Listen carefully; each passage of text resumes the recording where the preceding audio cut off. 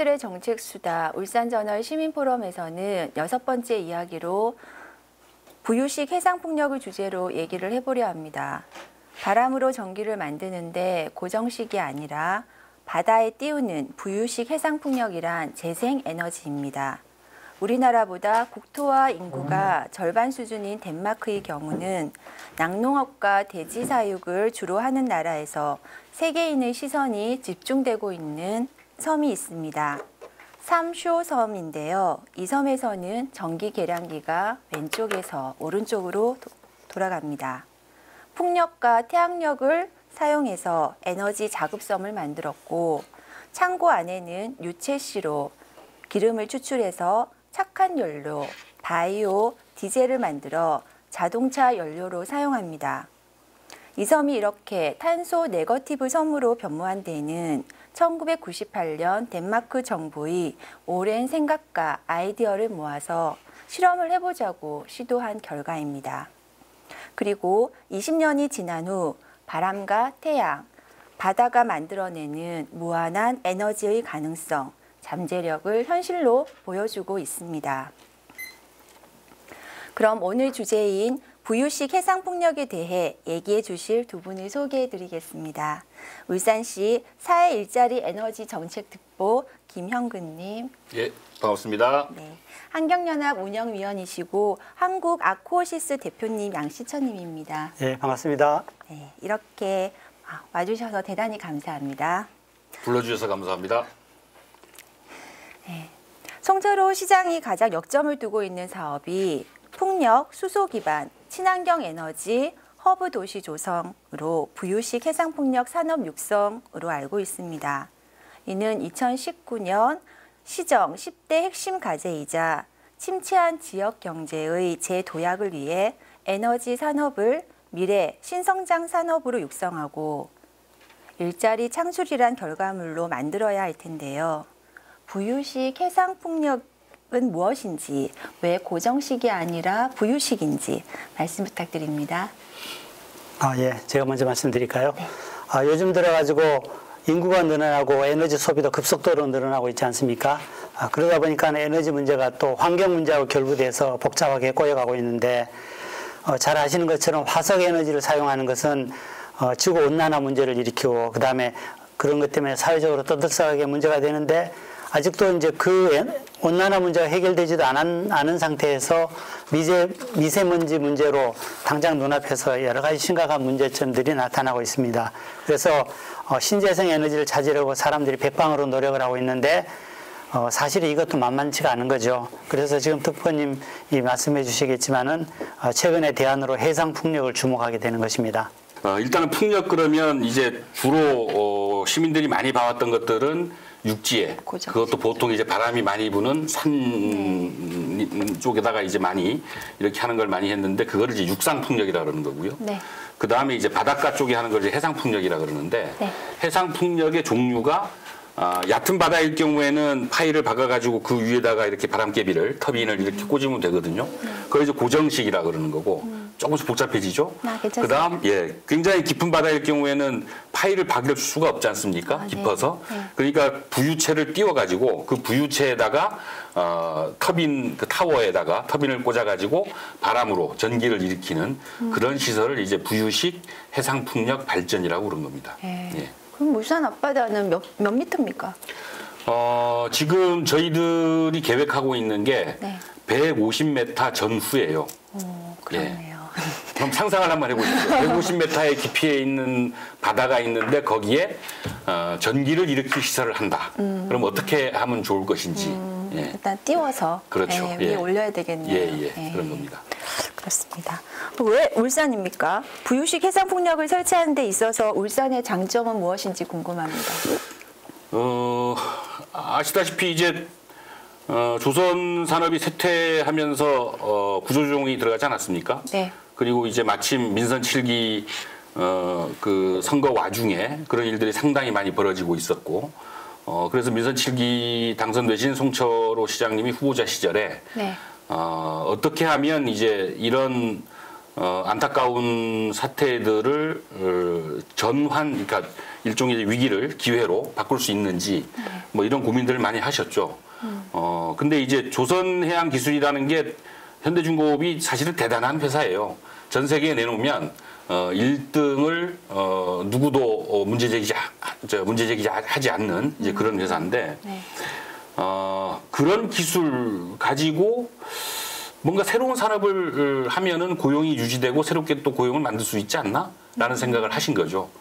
하셨고 마침 그 이전에 환경운동연합이 시민토론회를 가졌었는데 핵발전소를 이제 계속 짓자고 하니까 그런 것에 대한 대안이 무엇인지를 물어오는 시민들이 많았었어요. 그래서 울산 같은 경우에는 이 바다나 바다에 있는 이 바람 자원이 뛰어나서 이거 풍력하면 되는데? 라고 생각을 하면서 그때 토론회를 한번 연 적이 있었습니다.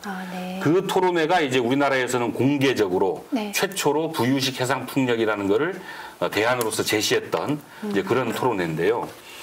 그렇게 제시할 수 있었던 기본적인 조건이 있습니다. 일단 바람이 해안에서 멀리 떨어질수록 좋습니다. 바람이 더 셉니까? 예, 바람이 셉니다. 그래서 어쨌거나 풍력이라는 거는 이제 바람이 좋아야만 이거를 발전으로 일으켜서 경제성이 있는 부분인데 이제 그렇게 바람이 좋다라는 거 하나 있고요. 네. 그 다음에 애초에 환경운동연합에서 문제를 제기해서 이거를 대안으로 했던 거는 어느 사이트냐 그러면 지금 그 석유공사가 소유하고 있는 가스 오일전이 있거든요. 예. 그게 이제 울산 해상에서 한 58km 떨어져 있는데 그 58km 떨어진 가스전에서부터 동쪽으로 약 한 1100제곱킬로미터입니다. 1100제곱킬로미터면 울산 전체 행정구역의 그 면적보다 1.2배 정도가 큰 면적입니다. 울산보다 더 큰 지역을 바다에다가 그 바다에다가 설치를 이제 말씀이시네요. 부유식 해상 풍력을 하겠다라는 그런 건데 그 지역이 어떤 지역이냐면 30년 이상 동안 해양 투기를 법적으로 네. 아무 거리낌 없이 무조건 갖다가 버린 곳이었어요. 거기다 쓰레기 버려도 괜찮습니까? 예, 괜찮도록 했었죠. 네. 예, 했다가 2014년부터는 이제 안 하고는 있지만 30년 이상을 그렇게 우리가 버렸던 바다이기 때문에 그 버렸던 바다를 어떻게 하면 다시 좀 제대로 우리 곁으로 돌아오게 할 수 있느냐라는 아이디어도 같이 실리면서 그럼 거기에 고정식은 할 수가 없으니 부유식을 한번 해보자라고 이제 환경운동연합에서 먼저 제안을 했던 거였고요. 네.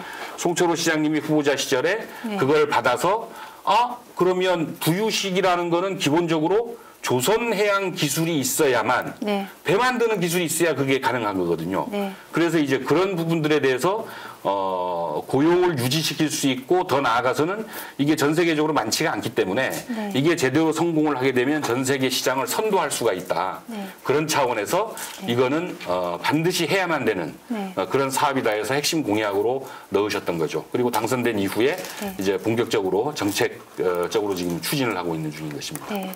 간단하게 요약하자면 조선업 구조조정 때 이제 어떤 대안의 그런 산업으로 얘기하셨고 탈원전 토론회 때 처음 얘기하셨고 예, 그랬죠. 송철호 시장께서 핵심 공약으로 이걸 끄집어 들고 오셨고 예. 그리고 이제 실현을 해야 되는 입장인데 울산이 가지고 있는 바람 자원 예. 그리고 그 크기와 예. 위치에 대해서 설명해 주셨고요. 예, 그 말씀 부탁드립니다. 김특보님께서 여러 가지 말씀을 다 잘해 주셨는데요. 그래서 이제 보면 또 유리한 점을 제가 생각한 것은요. 네. 그러니까 전력 수송망이 울산 쪽에 집중이 돼 있다는 거죠. 그러니까는 원자력 발전소가 있고 원자력 발전소의 전력을 다른 지역으로 옮기기 위한 전력 수송망이 이미 돼 있는데 앞으로 원자력 발전소를 줄여 나가거나 네. 이제 폐지하게 됐을 때 그 수송망을 그대로 쓸 수 있기 때문에 보완적인 역할로서 굉장히 중요하다 할 수 있고요. 그다음에 이제 울산에는 말씀하신 거지만 해양 구조물에 대한 기술이 세계적으로 발달해 있는 거죠. 그러니까는 그리고 그게 마침 코앞에 있는 거죠. 설치할 위치와 제작할 장소가 코앞에 가까운 거리가 있으니까 얼른 만들어서 얼른 갖다 놓고 수리할 일이 있더라도 얼른 가서 수리할 수가 있는 거죠. 그래서 그런 점들이 유리하고 그다음에 이제 이쪽이 항로가 다른 지역에 비해서 좀 덜 복잡하거든요. 그러니까는 뭡니까 배출임 통행량이 좀 적은 거죠. 그래서 항로가 덜 복잡하다는 유리한 점이 있고 그다음에 이제 아까 동해가스전을 이야기하셨는데 거기 시설물이 있는데 그게 여러 가지로 이제 기존 시설물이 앞으로 폐쇄됐을 때 도움이 될 수 있는 거죠. 그래서 기존 시설물이 도움이 되는데 또 한 가지는 뭐냐면 데이터들이 많이 있다는 거죠. 그 시설물을 설치하는 과정에서 여러 가지 이제 해양학적인 거나 기상학적인 데이터가 많이 축적되기 때문에 그 데이터를 토대로 앞으로 장치들을 설치해 나가고 하는데 속도를 더 빠르게 할 수 있고 도움이 많이 될 것이라든가 그런 여러 가지 장점이 사실 있는 겁니다. 네, 전력시설망도 되어 있고 그리고 동해정 폐기를 함으로써 데이터도 축적된 게 있었고, 그렇죠. 예, 그러니까 무에서 이제 유를 만드는 게 아니고 어느 정도는 그렇죠. 있는 데서 만드는 거라 울산이 유리하다. 유럽 최대의 바람 자원을 가진 영국은 2020년까지 해상풍력 20기가와트를 생산하겠다는 목표를 세우고 이에 따라 4만 5천 개의 일자리가 생성될 것으로 예측합니다. 부럽습니다. 울산 내 해상풍력 단지를 조성했을 때 만들어질 일자리에 대해서 말씀 부탁드립니다. 숫자상으로만 놓으니까 부러운 것 같죠? 4만 5천 개입니다. 그렇죠. 굉장히 부러운 네. 겁니다. 독일이 메르켈 총리가 네. 탈핵을 선언하고 나서 이제 상당히 많이 재생에너지로 바꿨는데 네. 바꾸고 나서 그 이전에 화석 연료하고 핵발전소에 있던 것보다는 훨씬 많은 일자리를 만들어냈거든요. 네. 그러면서 국민적 지지 속에서 지금 가고 있는 건데 네. 비슷한 거라고 생각이 들어요. 울산에서 지금 하려고 하는 거는 울산시가 행정적인 지원은 하는데 네. 상당히 막대한 자금이 소요되는 부분이기 때문에 투자를 받아가지고 이제 국내 투자사, 해외 투자사 받아가지고 하는데 규모가 한 6기가 정도를 지금 예상하고 있습니다. 네. 6기가와트 원자력 최근에 이제 짓고 있는 신고리 569기가 한 호당 1.4기가와트거든요. 1.4기가. 예. 네. 그 전에 것들은 보통 1기가와트 1기가였죠. 내외였고 그래서 6기가와트면 보통 이전 수준으로 한다 그러면 원자력 6개 정도의 분량을 이제 네. 그 광활한 그 바다 위에다가 이렇게 만들겠다는 소리인데 이미 앞서서 이런 것들을 산업으로 진행하고 있는 유럽 시장을 네. 그네들이 이제 발표한 자료나 이런 것들을 보면 해상풍력 1기가와트 네. 좀 쉽게 얘기하면 1메가와트당 네. 1메가와트당 21명의 일자리가 생성된다고 그래요. 그러면 이 1기가와트면 1000메가와트거든요. 네, 그럼 곱하기 1000을 해야 되니까 네. 2만 1000명 정도의 일자리가 생긴다라는 거거든요. 그러면 저희 울산에서 지금 이제 기획하려고 하는 게 그대로 된다면 6기가와트가 된다면 곱하기 6을 하면 예.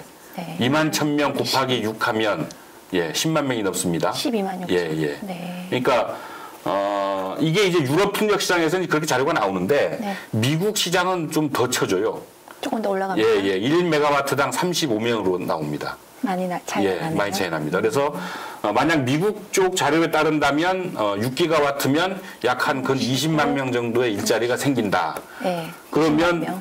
그러면 사실 뭐 그런 일이 벌어지면 안 되겠습니다만 현대중공업이 문 닫고 현대자동차가 문 닫고 석유화학이 문 닫아도 그 대체로는 충분하다라는 건데 근데 문제는 그런 걸 겁니다. 이렇게 숫자상으로 숫자로만 하는 게 아니고 실제로 좋은 일자리냐 양질의. 그게 이제 문제가 될 거거든요. 네.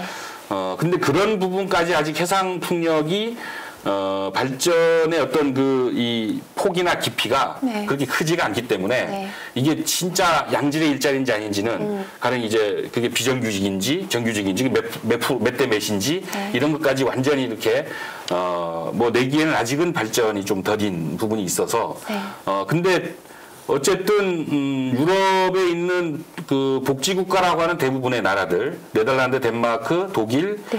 노르웨이 이런 대부분의 복지국가라는 부분에서 일자리를 변환시켜도 그들의 복지 수준이나 그들의 그 삶의 질이 네. 떨어지진 않고 있거든요. 그러는 거 보면은 그 전하고 네. 크게 달라지진 않고 일자리는 일자리로 만들어지는 네. 뭐 이러지 않나 생각이 듭니다. 네. 그러니까 없어지는 일자리를 대체해서 지금 신재생 에너지 일자리 만들 그래서 신산업이라고 저희들이 신산업이라고 말씀을 하시고 네. 숫자상으로는 조금 못 믿겠습니다. 어떻습니까, 선생님?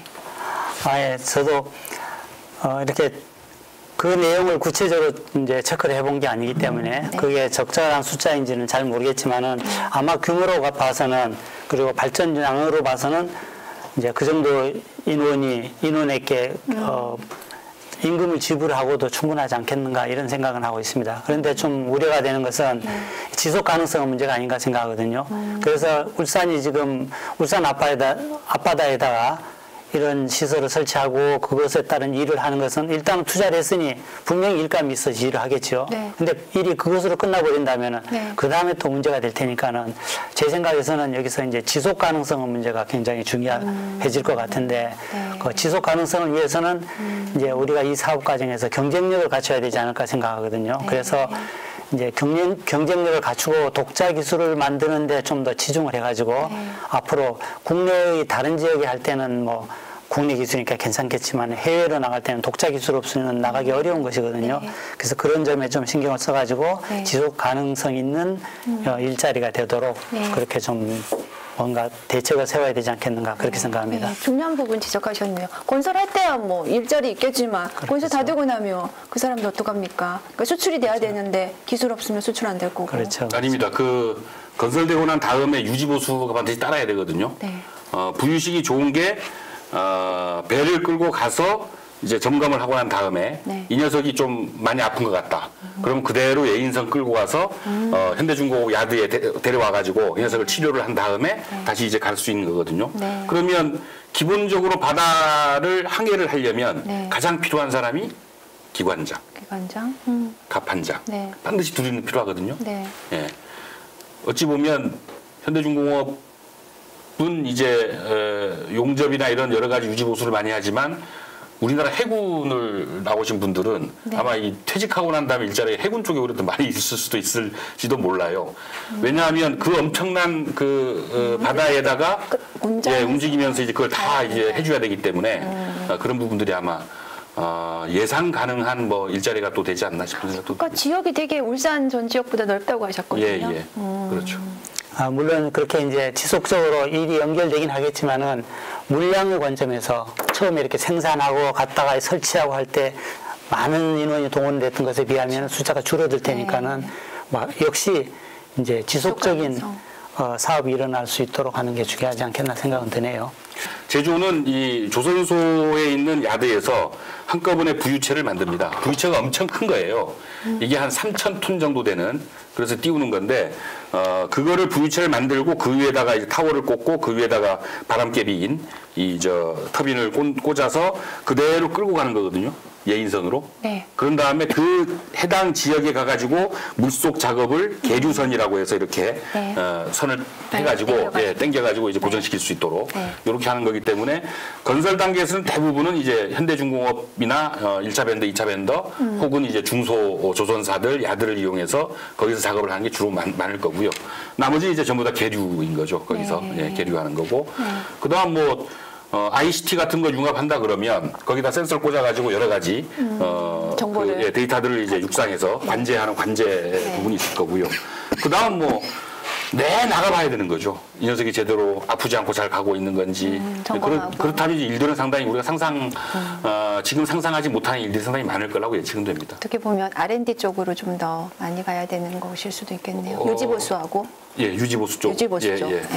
유지보수 쪽.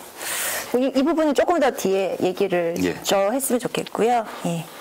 그러면 일자리 부분은 아까 뭐 한 12만 6천 명에서 최대 한 20만 명까지도 가능하고, 그리고 지속 가능성에 대해서 우려했을 때 이 부분에 대해서도 계속 수선하고 유지해야 되기 때문에 일자리가 생길 거고 신규의 새로운 일자리가 생길 가능성에 대해서도 얘기하셨습니다.